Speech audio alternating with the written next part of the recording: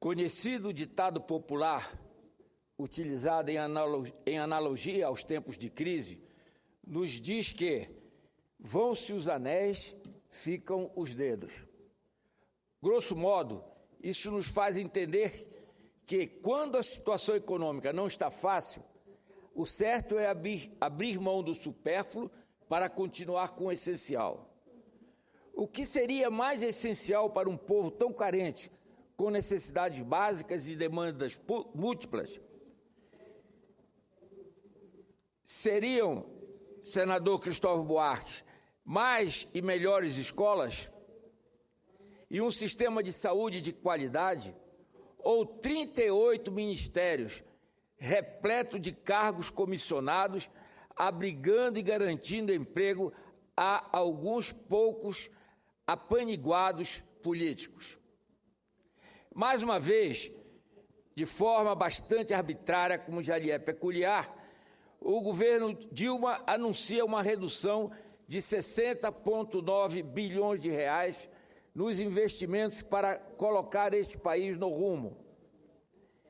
Enquanto temos uma presidente encastelada, cercada de ministérios e de cargos comissionados, aumentando em muito o custeio da máquina pública, o Brasil, a dita pátria educadora, corta 9,42 bilhões de reais o orçamento do Ministério da Educação. Não seria a hora da equipe de marketing do governo Dilma alterar o lema desta nova gestão para algo como, aspas, Brasil, a pátria dos ministérios, fecho aspas? Como é possível aceitarmos essa situação em que um governo irresponsável passa conta de suas tropeçadas, de seus erros para as famílias brasileiras? O corte em investimentos deveria ser a última manobra do governo Dilma em frear ou, na melhor das hipóteses, reverter o cenário de crise. Contudo, o autoritarismo da atual gestão governamental inverte essa lógica, atingindo desde o primeiro momento os mais de 200 milhões de brasileiras e brasileiros carentes de educação, saúde, segurança, cultura e lazer. 69,9 bilhões, este é o tamanho da conta repassada ao povo deste país. O ajuste fiscal da presidente Dilma corta os investimentos e, dessa forma, dá seu recado aos brasileiros que ainda guardavam algum sinal de esperança, acreditando que esta gestão conseguiria avançar nos cenários financeiro, econômico e social. Longe de mim ser pessimista. No entanto, o governo que reduz investimento e que trabalha politicamente para que esta Casa aprove as medidas provisórias 664 e 665, as quais retiram direitos adquiridos da classe trabalhadora, acaba indicando que 2015 e os próximos anos não serão nada fáceis às famílias brasileiras. Repito aqui o compromisso nosso, do senador Flecha Ribeiro, de não só votar contrário à aprovação das duas medidas provisórias, mas trabalhar junto aos meus pares no plenário do Senado Federal para que possamos derrubar as medidas provisórias 664 e 665, que serão objetos de discussão e votação nos dias de hoje e de amanhã. Com este corte bastante expressivo no orçamento, o sistema de saúde deste país, que já não era dos melhores, tende a ficar pior. Serão bloqueados, senador Garibaldi Alves, 11,77 bilhões do total aprovado pelo Congresso Nacional para a pasta da saúde. Isso representa uma redução de 11,33% no valor que nós, senadores e deputados federais, havíamos aprovado para atender as principais carências da população brasileira. No Ministério das Cidades, o golpe foi mais duro e cortou em mais da metade o orçamento até então aprovado pelo Congresso. Dos 31,74 bilhões aprovados, a pasta poderá contar com apenas 14,51 bilhões. E não adianta a presidente continuar afirmando que esta crise é efeito dos abalos financeiros por qual o mundo se deparou ainda em 2008. Se a presidente não tem coragem de assumir os erros e as mentiras proferidas em campanha, é preciso que nós, parlamentares, representantes e defensores da Federação, esclareçamos aos brasileiros que a desaceleração econômica é consequência das ditas políticas anticíclicas e dos erros cometidos ao longo desses 12 anos dos governos do PT. A presidente Dilma, interessada unicamente em manter-se no poder, prometeu o céu aos brasileiros, criou uma enorme expectativa no mercado, mas não foi capaz de cumprir sua promessa. Mentiu, enganou o povo brasileiro, praticou um estelionato eleitoral. Ainda não é possível mensurar o impacto que o corte aprovado pela presidenta Dilma vai causar a cada um dos estados brasileiros. Contudo, a afirmação do ministro Nelson Barbosa de que as obras do PAC, que estão com menos de 70% concluídas, serão paralisadas, o que nos leva a crer que o meu estado, o estado do Pará, será mais uma vez punido pela arbitrariedade da presidenta Dilma. Das obras do PAC para o estado do Pará, muitas estão, quase todas, em fase inicial e outras ainda em projetos. É o caso que falamos aqui permanentemente do derrocamento do Pedral do Lourenço, obra fundamental para criar um eixo logístico competitivo no território paraense. A hidrovia do Tocantins tem viabilidade e, mais, é imprescindível para que a Vale cumpra o seu compromisso de construir a ALPA, a siderúrgica do Pará. Caso as obras atrasem mais uma vez, o sonho de se ter no Pará um polo siderúrgico não será possível, relegando o Estado a papel de mero exportador da matéria-prima. Quero aqui dizer, senador Jorge Viana, lamentar que o minério de ferro do Estado do Pará seja transportado até o Ceará com a energia de Tucuruí e de Belo Monte, também transportada pelo Ceará, para lá serem transformados em aço, verticalizando o minério de ferro. Não tenho nada contra o Ceará, acho que o Ceará pode ter a sua siderúrgica. O que não pode acontecer é o Pará não ter a sua, porque é o Pará que é o maior produtor de minério de ferro e tem e será brevemente o maior produtor de energia do nosso país. Mas não parou aí, não. Os paraenses que nos assistem pela TV Senado e nos ouvem pela Rádio Senado, nós fomos surpreendidos, senador, pelos acordos que o governo chinês assinou com o governo brasileiro na semana que passou. Lá, entre os acordos, está a instalação de uma siderúrgica no seu estado.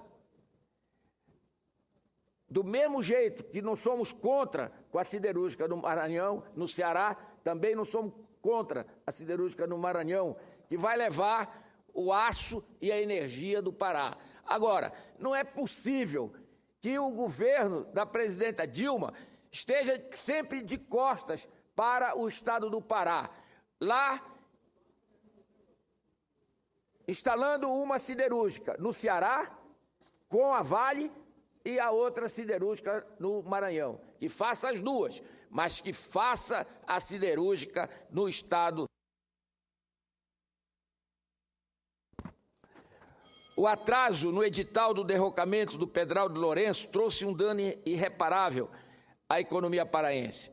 Na falta de soluções logísticas adequadas, O governo Dilma obriga o povo paraense a ver o nosso minério de ferro seguir em natura nos vagões do trem da Vale até o estado do Maranhão e chegando ao Ceará, agregando valor à produção paraense em solo estrangeiro, como me referi. Além da queda, o coice.